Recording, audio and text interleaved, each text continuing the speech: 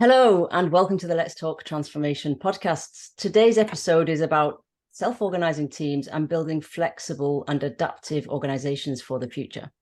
I am delighted to welcome Dr. Frederic Schneider, economist and executive educator. Frederic, welcome to the show. Thank you, Susie. Very nice to be on your show. Likewise, it's nice to have you. So, Frederic, you're a behavioural economist, fascinated by the intersection of this subject with organisations and teams and what it really means for the workplace. And you've travelled all over the world researching this subject. But today we're going to talk about something that I hear a lot in the work that I do, that I know that is a major challenge for all organisations, which is, I'm going to put it like this, flatter organisations. So as we move into a more interconnected environment with digital, and that organizational design is changing and the world is getting more interconnected into ecosystems, this is a very topical subject. So that is linked not only to the evolution of leadership and org design, but also to the different strategy and culture necessary to work in these more networked organizations. So can we start with, first of all, what drew you to behavioral economics in the first place, and then what got you interested in the subject in organizations more particularly? Yeah, I mean, I studied economics in undergrad, and unfortunately, I became a bit disenchanted because it was very dry. The whole Homo economicus approach and mathiness, as some economists call it, derisively, which is great. I mean, math is wonderful and clarifying, but it was a bit of a caricature in terms of how you see humans. Absolutely. And then I had an elective course on what back then was a niche, behavioral economics, and I hadn't actually heard about it back then. Nowadays, of course, it's everywhere, but back then it was not that common. And I was like, yeah, this sounds plausible, because we try to learn from our colleagues from psychology and how they see human beings, a bit more fuller, lifelike way, which of course is not very amenable to mathematical analysis, and that's why economists skirt this as much as possible. But yeah, people are people, and they make mistakes, and they're social, and that drew me there. And in particular, then in my PhD research, you can roughly divide behavioral economics into biases. People are fallible, and trust, cooperation, these kinds of things, fairness, equity, inequity. And I'd say that's like people are social, and so I went into the direction people as social animals. Why and when do they cooperate? What do they think is fair, unfair? How do they react to fairness, unfairness? How do people build trust, trustworthiness? All these factors that foster these things or disincentivize these things. And that's a huge area that complements, I would say, the Homo economicus view, right? We're all sometimes Homo economicus, but we're all very much social animals, and that was what I find fascinating. And obviously that's the same dilemma you see in organizations, where you have incentives, and people react to incentives, but they also feel, the need for purpose, the need for connection, the need for fairness, etc. So that's how I came into that. Brilliant. And it is it's indicative of the polarities that are at work in organizations. It's either binary, so like you say, incentives, processes, individual rewards. If you do this, you get this. And then the sort of more complex systems of humans. I like to call it the human dimension of digital transformation, because I think the more digital enables human collaboration, the more we have to get with what I call these messy human subjects. And like you say, we are perfect imperfections. So it's never going to be an exact science, whereas economics is. So if I look at that complex landscape, Frederic, I know you work a lot in executive education on these subjects. What are the trends and challenges that you're seeing from working with executives that are trying to navigate this complex landscape today? Because I think COVID has accelerated that process of opening a conversation about purpose that we didn't necessarily have beforehand. Oh, absolutely. I mean, first of all, I have to say that this social side of behavioral economics is not what you typically teach tips. And that's part of why I'm doing this new program, because it's a bit of a blind spot. What you usually teach is anything around strategic decision making, right? Exactly, trying to avoid biases, fallacies, sunk cost fallacy, these kinds of things, a present bias, and you teach them this, but you sort of neglect the second half of behavioral economics, and that you see that when you teach that, because people are hungry for that. Executives are hungry for these kinds of questions, like, how do I do all of this in teams, right? Team dynamics, what role of incentives, when do they backfire? Why do they backfire?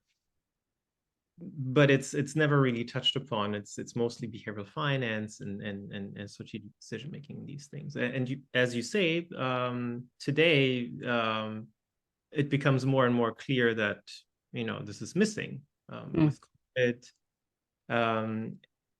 With the Great Resignation, people feeling treated unfairly at the workplace, people feeling they need more, both in terms of material fairness, but also in terms of purpose, in terms of sense of their jobs, and also in terms of trust. So that's my area where you see that, especially with working from home, but also with things like these mass layoffs. It's a huge kind of betraying someone's trust as an employee. All of these things, and how do you repair trust? That has become much more prevalent, and also, I mean, agile seems to be on the way out again, but with all of these ideas, also Scrum, you see that there are a lot of attempts to have these flatter organizations, flatter teams, cross-functional teams, etc. But I think there needs to be more expertise also in organizational design. And yeah, I think many organizations have tried to implement that too quickly, too half-heartedly sometimes, and too partially. So one thing, of course, is thinking about the organization as a system. And if you, for example, introduce cross-functional teams without thinking more deeply about things like incentives, things about ownership structures, etc., other aspects that very much play into this, then you have a problem. So, and of course, there's this other program at the academy with Mike that talks exclusively about systems thinking, and I think that's where a lot of these conundrums also come from. But yeah, you see a lot of that coming up through COVID, through these attempts with agile, and these new trends in Great Resignation, quite quitting and all these Yeah. things. But I think if I take agile as a great, and there's so much in there, and we're going to unpack it during the podcast. But if I just take the agile example, it's going in and out. But the part that's going in and out is the tool-based stuff, the process stuff. And I'm a big believer in agile culture, which is the hardest part, of course. And like you say, organizations only do it partially, or until it starts disrupting the status quo so much that they put it to one side, so to speak. And I think that's why the program that you've put together is so important in the Enlightened Enterprise Academy, around how you actually equip executives to deal with this, and therefore how they equip their organizations to actually make this part of the way they work. And if I look at, you also mentioned systems thinking, which is a massively critical leadership skill, and we'll come back to that at the end because I'd like to unpack that a bit further. But if I look at the program you've put together, which is called Flat, Fluid and Flexible, can we delve into flat first? Because we've already talked about it quite a lot in the last, I don't know, 10 minutes, around people are talking about, we want flatter organizations, whatever that means. But let's start with the idea of hierarchy, because clearly it is always around hierarchy. So can we really ever get away from hierarchy? And what is hierarchy for you? Because if I look at the organizational side of this, it's all about, I'll come back to interrelational fairness and, the dynamics of hierarchy. Yeah, I mean, you will never have no hierarchy, right? No. So in some sense, why did we call it flat, fluid, flexible? One is, of course, the alliteration Of aspect. course. Then people have a certain idea about a flat and have probably some experience of some sort of flat. But what it doesn't mean is hierarchy less, right? You have different kinds of hierarchies. Yeah. What we're talking about when we talk about hierarchies, about the decision-making structure, right? Structure. So when we look at an organization, what defines an organization is the decision-making structure. Then you have certain procedures, then you have certain incentives, then you have culture, of course, and mindset, and all of these things influence each other in a systemic manner that makes change so intractable. But if we isolate structure, we're talking about decision-making structure, and there we talk about a certain kind of hierarchy, which is dominance hierarchy, where you have the boss, and then you have the person who's the subordinate and who has to follow the boss's instructions. And you have, of course, different degrees of that. You can have a very authoritarian manner of hierarchy, and you can have a more a softer level of that.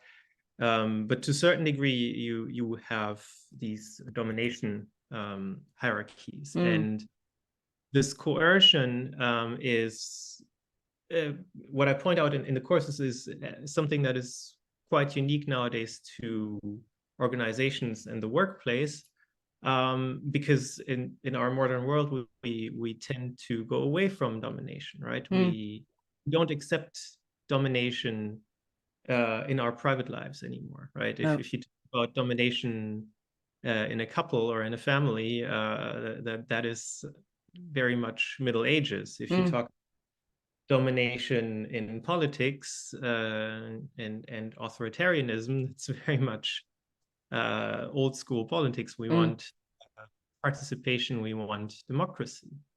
And so what we see in the workplace is quite the exception today, where you have the boss and you have the subordinate. And it's quite funny that this is a holdover in that domain. Yeah. And the question is it necessary to have these like lawless or states of exception, if you will, where, I don't know, when you need to pee, you need to pee in a bottle because your boss doesn't allow you a pee break, right? That would be completely unacceptable if we're talking about politics, right, or other areas of social life. And so the whole idea of flatness is non-domination, right? You will still have leaders, but you won't have leaders that coerce you to do something. And I think that distinction is important, isn't it, Frederic? Because I hear a lot of leaders and teams saying to me, oh, we're going to go flatter. That means I don't have a boss, and more or less I can do what I want, in inverted commas. And I think, you know, to come back to the agile discussion and the idea around framing and procedures, one maybe needs more definition of how that decision-making structure works in a flatter environment than command and control, because command and control is very obvious. It's written on an org chart and it's communicated quite openly. What are your thoughts on that? No, absolutely. I mean, we have to move to some of these models called it leaderful, you know, to yeah fast to leaderless.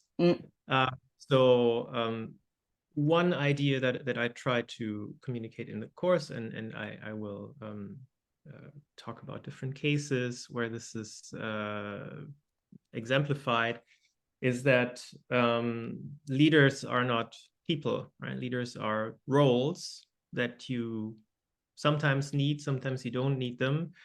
And whoever puts on that role is the person who's most suited for that role in certain situation, and also most accepted and most willing, right? So these are the three things you need, right? You need somebody who's accepted by their peers, who's the best person to do that.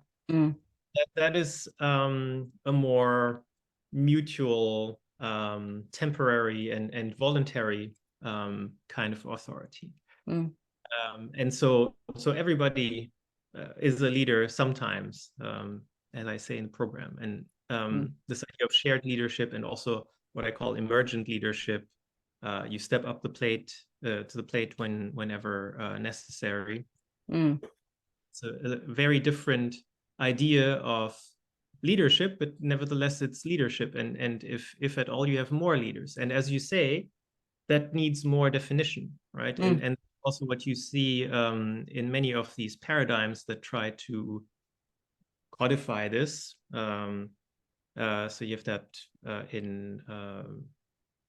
prominently in holacracy, right? Which is a very, I'd say, I always call it a legalistic system, right? Because it's all about rules and sticking to the letter of rules.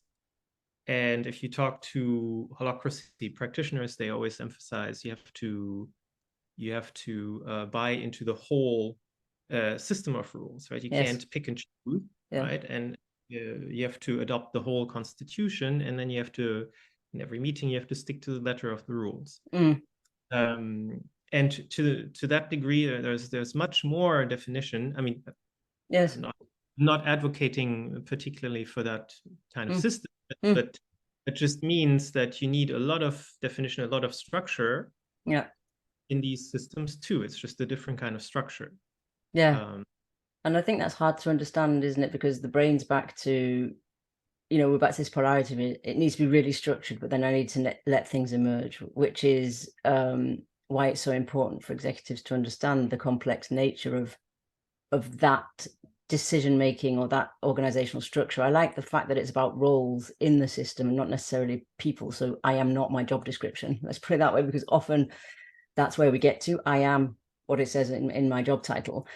But in your work, you use a lot of analogies with nature to come to this, and how they evolve and how they structure and adapt because they need to, in terms of evolving, whether it's neurons in the brain, whether it's molecules in a complex, whether it's an ecosystem of, you know, a natural ecosystem in the desert or in the mountains, or it just seems to adapt because it lets things connect and then connect differently and then react to whatever is happening in there. Now, that's a big ask for organizations, isn't it? We know that, because people want control. But what lessons are you learning for this subject from complex natural systems, if you like? Yeah, there's so much to learn, and the very first thing that I think is very important to dispel this myth that you need hierarchy to create progress and create complex procedures and manage complex procedures is you have nothing of that in nature.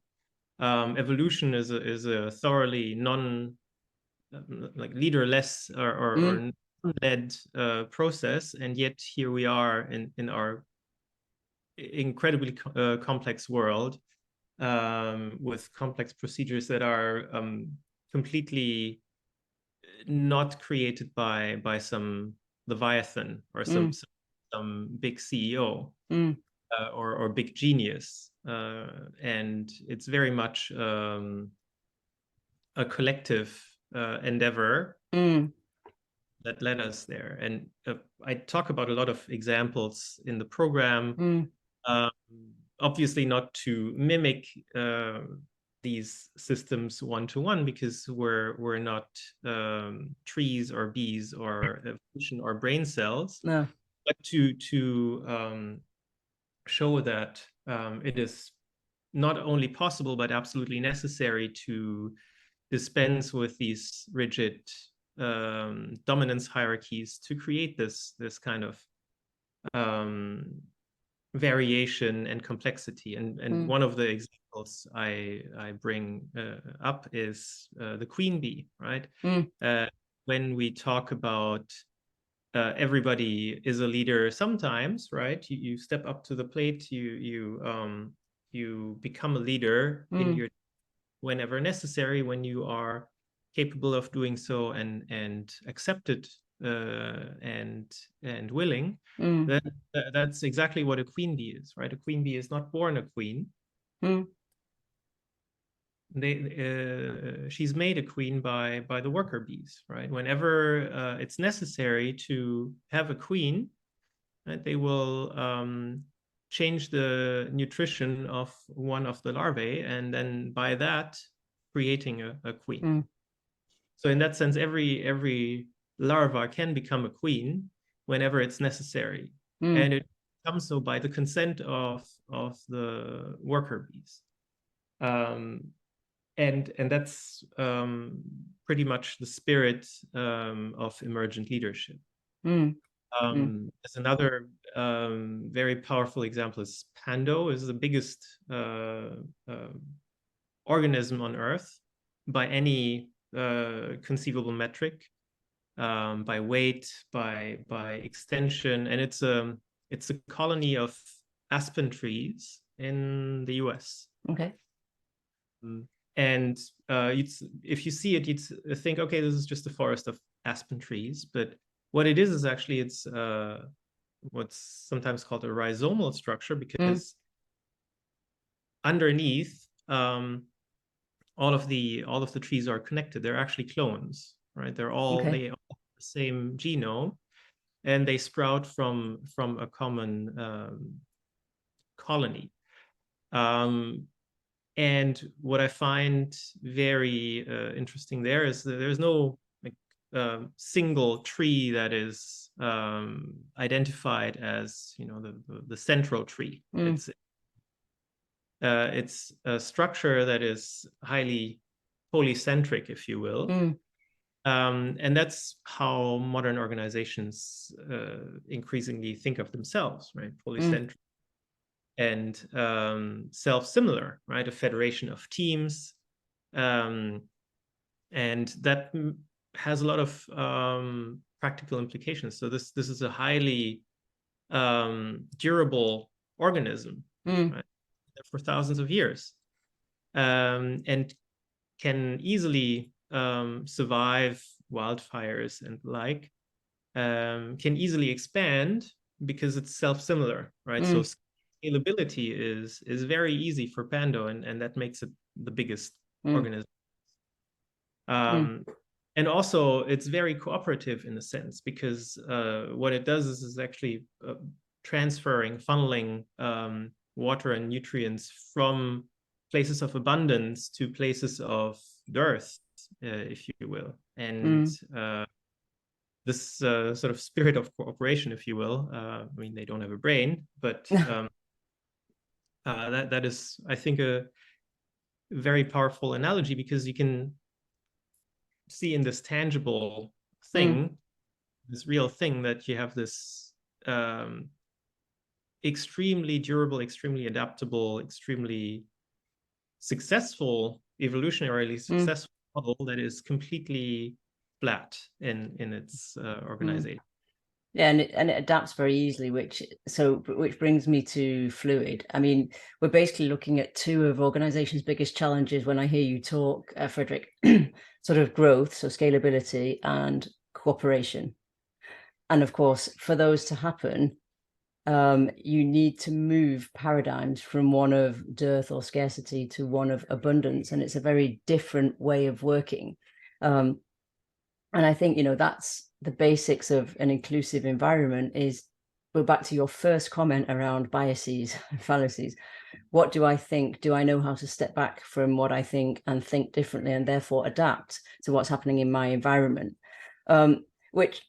Which are building blocks of a collaborative, inclusive environment, as is trust. And I just want to come back to trust, and asking you what trust brings to that environment in terms of the power dynamics, because decisions are also taken very differently, aren't they, in those collectives, where you have different types of interactions, different types of fairness, different types of ways of working.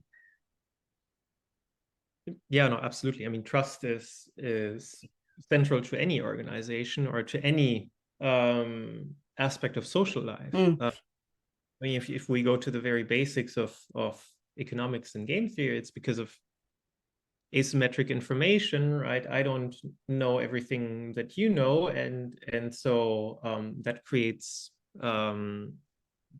this opportunity for betrayal, for moral hazard, and that's true for every organization, but it's especially true for organizations, because you don't have this leviathan, this big boss that can enforce things from above. So you have a peer relationship between.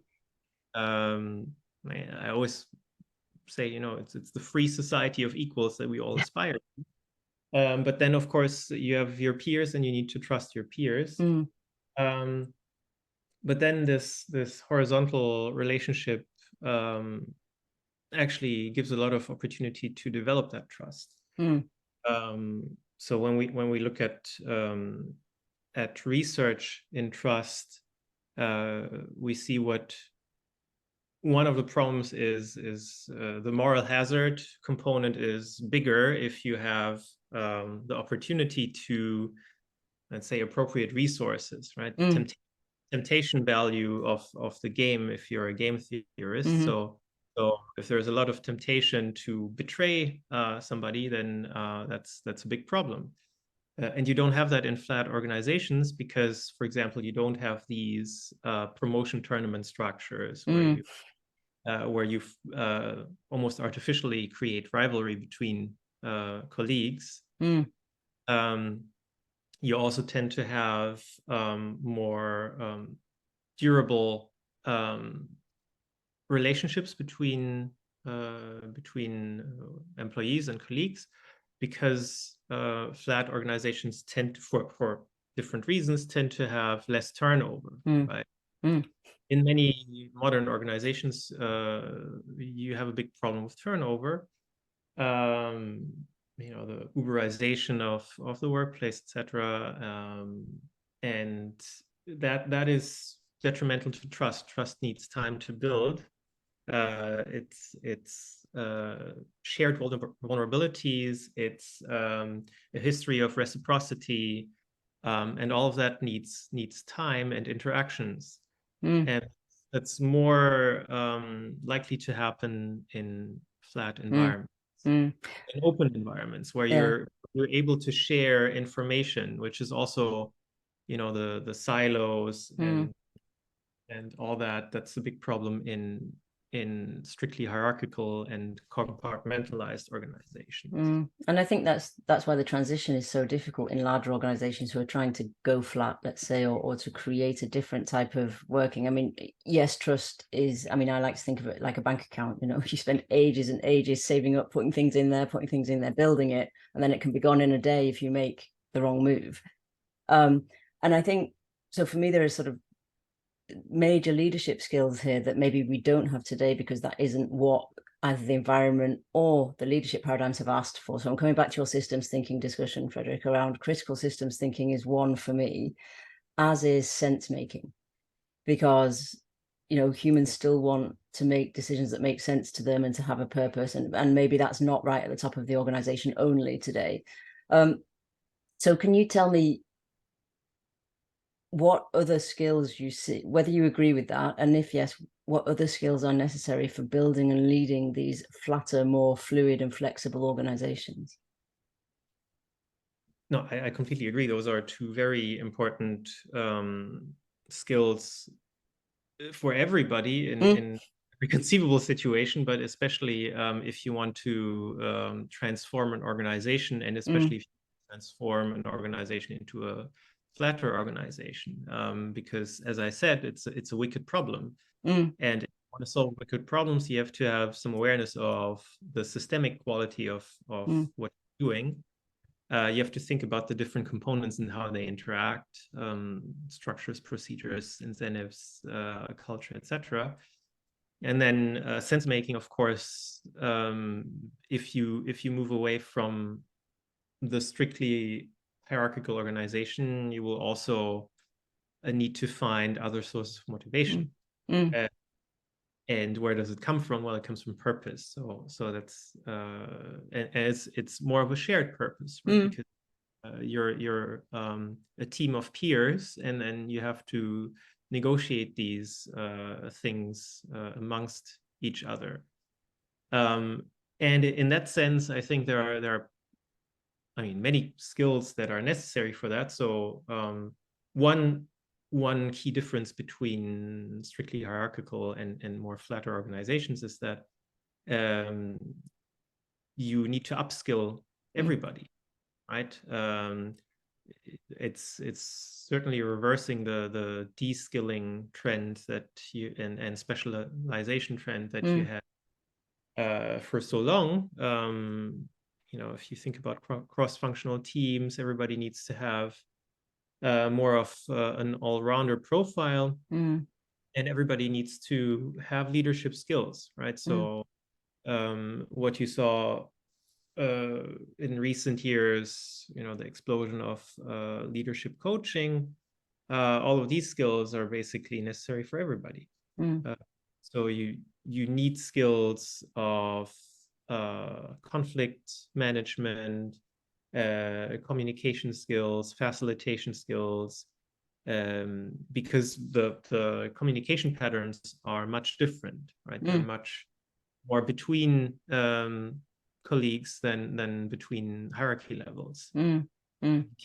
You can't rely on HR to solve your workplace conflicts. So you have to be able to solve them themselves. You have to have certain skills that are particular to your environment, your industry, but you also need more skills in, let's say, corporate finance, because if you are more involved in corporate decision making or company decision making, then you need to understand these things.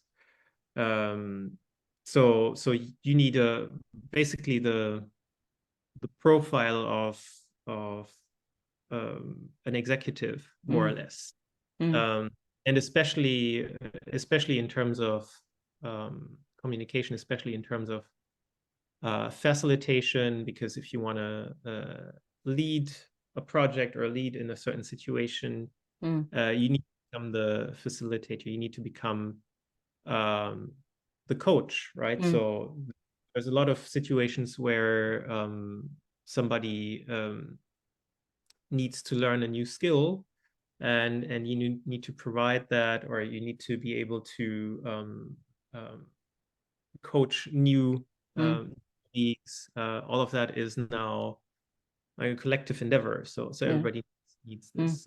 And of course, that is a lot to ask. There's a lot of employee development, if you will. But that is then ultimately the strength, right? You invest into all these skills and democratize these skills, and then at the end you reap the reward because you have a highly competent and motivated workforce. And like you say, it's when you say systemic, that means for me it's at every level of the organization, from sort of top to bottom, bottom to top, and around all the communities that exist. So I think the upskilling piece is really important, and I think that's where a lot of the breaking down biases and old ways of thinking happens, because at the different levels of the organization you'll be upskilling for the same subject but differently, won't you? Because there are different constraints and different perceptions at different levels of the organization around these skills, and the permission and democratization of access to particularly coaching as it stands today in leadership paradigms. I mean, it's shifting very quickly because we have to in-house these skills in organizations so that we can create the culture that we're talking about for things to flow across silos and boundaries, and whether that's information or fairness or ways of working or strategy, it needs to flow in a different way, doesn't it? So, and which brings me to, time is running, but I would like you to just outline, if you can, a little more the program that you've put together here in the Enlightened Enterprise Academy to look at these particular subjects. And I think it will be available in September. That's right. It starts in September. It's a 12-week program. It's fully online. Each week will consist of some material, will consist of an introduction where I talk to Paul about the content, and most importantly, there will be a live session with 2 eminent experts. I strive to have a balance between an academic and a practitioner, and have a nice conversation about the topic of the week. And it starts, we talk about leadership for a couple of weeks, new paradigms for leadership, as I said, emergent leadership. We talk about different aspects of flatness, fluidity, and flexibility, like information, innovation, new demands on communication, where does motivation come from, etc. And then at the end, we try to zoom out again and see how can we pull this off, the systemic change. What do we need to do to make this happen? Because, as you know, there are many failed attempts at that. And why did they fail? And what can you do better? Interesting. And so essentially it leads me to my last question, and I will leave our listeners with those questions, because I'm sure everybody is having that thought process around leadership, motivation. How do I make it sustainable? What would your final message or call to action be, Frederic, for people listening thinking, okay, I need to do something to look at structuring the way I think about moving my organization to a flatter paradigm? You mean other than signing up to the program? Other than signing up to the program, of course. The first step to better understanding is awareness of the problem. And I think one of the messages is just that this is a bottom-up process, right? What I hear a lot is, how can I get buy-in to change? And what I always say is, if you want consent, you need what in organizational fairness research called voice and choice, right? You need to give everybody in the organization a voice and some measure of participation of choice, right? So don't think you can bestow liberty from up above. That's common misconception of how empowerment works, but it comes from below. So listen to everybody and make it a bottom-up process with voice and choice.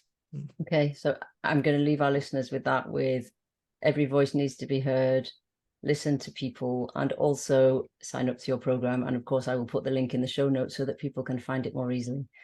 Okay, Frederic, thank you very much for coming and sharing your thoughts, your research, your stories.